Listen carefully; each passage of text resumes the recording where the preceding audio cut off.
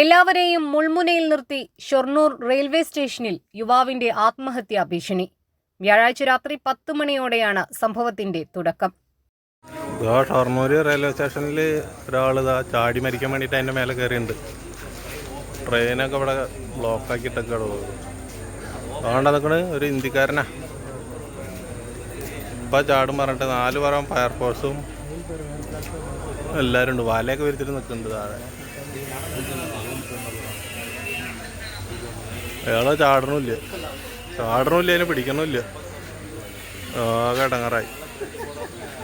പ്ലാറ്റ്ഫോമുകളിലേക്കുള്ള മേൽപ്പാലത്തിനരികെയാണ് വൈദ്യുതി ലൈനിന് മുകളിലൂടെ ട്രാക്കിലേക്ക് ചാടുമെന്ന് ഭീഷണി മുഴക്കി യുവാവ് നിലയുറപ്പിച്ചത്.